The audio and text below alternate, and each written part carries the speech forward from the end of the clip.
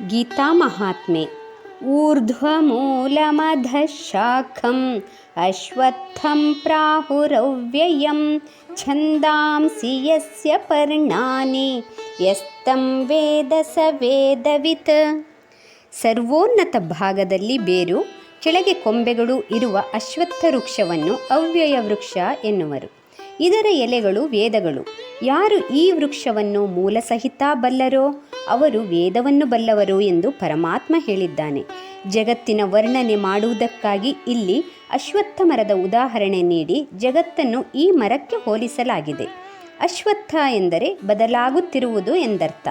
ಇಲ್ಲಿ ಅಶ್ವತ್ಥ ಮರದ ವಿಶೇಷತೆ ಎಂದರೆ ಇದರ ಮೂಲ ಬೇರು ಮೇಲ್ಗಡೆ ಎಲ್ಲೋ ಇದೆ, ನಮ್ಮ ಕೈಗೆ ಸಿಗದಂತೆ ಕಣ್ಣಿಗೆ ಕಾಣದಂತಿದೆ. ಅಂದರೆ ಸಮಸ್ತ ಸೃಷ್ಟಿಯ ಒಡೆಯ, ಜಗತ್ತನ್ನೇ ನಿಯಂತ್ರಿಸುವವನು ಪರಬ್ರಹ್ಮ ನಮ್ಮ ಕೈಗೆ ಸಿಗದಂತೆ ಕಣ್ಣಿಗೆ ಕಾಣದಂತೆ ಅತೀ ಎತ್ತರದಲ್ಲೂ ಎಲ್ಲೋ ಮೇಲೆ ಇದ್ದಾನೆ. ಅಶ್ವತ್ಥ ಮರದ ರೆಂಬೆ ಕೊಂಬೆಗಳು ನಮಗೆ ಸಿಗುವಂತಿದೆ ಎಂದರೆ ಜಗತ್ತಿನ ಸಮಸ್ತ ವಿಷಯ ಭೋಗ ವಸ್ತುಗಳನ್ನು ಈ ಮರದ ರೆಂಬೆ ಕೊಂಬೆಗಳಿಗೆ ಹೋಲಿಸಲಾಗಿದೆ. ಅವ್ಯಯಂ ಪ್ರಾಹುಹು ಅಂದರೆ ಎಂದೆಂದಿಗೂ ನಾಶ ಹೊಂದದೆ ವಿರೂಪಗೊಳ್ಳದೆ ಏಕರೂಪದಲ್ಲಿರುತ್ತದೆ ಎಂದರ್ಥ. ಇದರ ಸೂಕ್ಷ್ಮವನ್ನು ತಿಳಿದವನು ಎಲ್ಲವನ್ನೂ ಅರಿತವನಾಗಿರುತ್ತಾನೆ. ಜನನ ಮರಣ ರೂಪವಾದ ಜೀವಿತದ ನದಿ ಪ್ರವಾಹವೇ ಸಂಸಾರ. ಸಂಸಾರಕ್ಕೆ ಅಶ್ವತ್ಥ ಮರವನ್ನು ಹೋಲಿಸಲಾಗಿದೆ. ಈ ಮಹಾವೃಕ್ಷ 4 ವಿಶೇಷ ಲಕ್ಷಣಗಳಿಂದ ಕೂಡಿದೆ.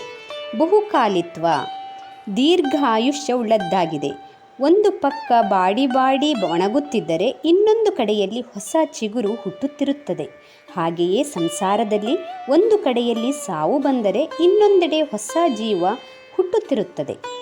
ಬಹುವಿಸ್ತೃತತ್ವ, ಇದರ ರೆಂಬೆ ಕೊಂಬೆಗಳು ಕವಲುಗಳು ಬಹು ವಿಸ್ತಾರವಾಗಿ ಹರಡಿಕೊಂಡಿರುತ್ತದೆ. ಹಾಗೆಯೇ ಸಂಸಾರದ ಶಾಖೆಗಳು ಕೂಡ ವಿಸ್ತಾರವಾಗಿರುತ್ತದೆ. ಬಹುಗ್ರಂಥಿಲತ್ವ, ಒಂದು ಸಂಸಾರದಲ್ಲಿರುವ ಸುಖ ದುಃಖ ಕಷ್ಟ ಕಾರ್ಪಣ್ಯಗಳಂತೆ ಈ ವೃಕ್ಷದ ಕೊಂಬೆ ಬಿಳಲುಗಳು ಸೊಟ್ಟಾಗಿ ಜಡೆಯಾಗಿ ಗಂಟಾಗಿರುತ್ತದೆ. ವಿಶಾಲವಾದ ಅಶ್ವತ್ಥ ವೃಕ್ಷವು ಎಷ್ಟೆಷ್ಟೋ ಕ್ರಿಮಿ ಕೀಟ ಪಕ್ಷಿಗಳಿಗೆ ಆಶ್ರಯ ತಾಣವಾದಂತೆ ಸಂಸಾರವೂ ಕೂಡ ಬಂಧು ಮಿತ್ರ ಅತಿಥಿ ಅಭ್ಯಾಗತರಿಗೆ ಆಶ್ರಯ ಪೋಷಕ ಸ್ಥಾನವಾಗಿರುತ್ತದೆ. ಭಗವಂತನ ಮಾತಿನ ಅಭಿಪ್ರಾಯವೇನೆಂದರೆ ಈ ಜಗತ್ತು ಪರಬ್ರಹ್ಮ ವಸ್ತುವಿನಿಂದ ಆದುದೆಂದು ತಿಳಿದಿರುವವನು ಮರಣಕ್ಕೆ ಭಯಪಡಬೇಕಾಗಿಲ್ಲ. ಕೊಂಬೆ ಬಾಡಿ ಉದುರಿದರೆ ಮರದ ಅಸ್ತಿತ್ವಕ್ಕೆ ಅಪಾಯವಿಲ್ಲ. ಹಾಗೆಯೇ ಸಂಸಾರ ವೃಕ್ಷದಲ್ಲಿ ಒಂದು ಜೀವಿಯ ಮರಣದಿಂದ ಮೂಲ ಚೈತನ್ಯಕ್ಕೇನೂ ನಷ್ಟವಾಗುವುದಿಲ್ಲ. ಒಂದು ವೃಕ್ಷಕ್ಕೆ ಬೇರು ಹೇಗೆ ಆಧಾರ ಸ್ತಂಭವಾಗಿರುತ್ತದೆಯೋ ಹಾಗೆಯೇ ಜಗತ್ತಿನ ಸಕಲ ಚರಾಚರ ಸೃಷ್ಟಿ ಸ್ಥಿತಿ ಲಯದ ಕಾರ್ಯವನ್ನು ನಿರ್ವಹಿಸುತ್ತಿರುವ ಸರ್ವಶ್ರೇಷ್ಠ ಶಕ್ತಿಯೇ ಸಚ್ಚಿದಾನಂದ ಸ್ವರೂಪಿಯಾದ ಪರಬ್ರಹ್ಮ. ಅವನು ಊರ್ಧ್ವ ಮೂಲನಾಗಿದ್ದು ಸಕಲ ಕಾರ್ಯವನ್ನು ನಿರ್ವಹಿಸುತ್ತಿರುವವನು. ಇದರ ಮರ್ಮವನ್ನು ಅರಿತು ಆತ್ಮದ ನಿರಂತರತೆಯನ್ನು ಮನದಟ್ಟು ಮಾಡಿಕೊಂಡಿರುವವನೇ ಜ್ಞಾನಿ. ಹರಿ ಓಂ.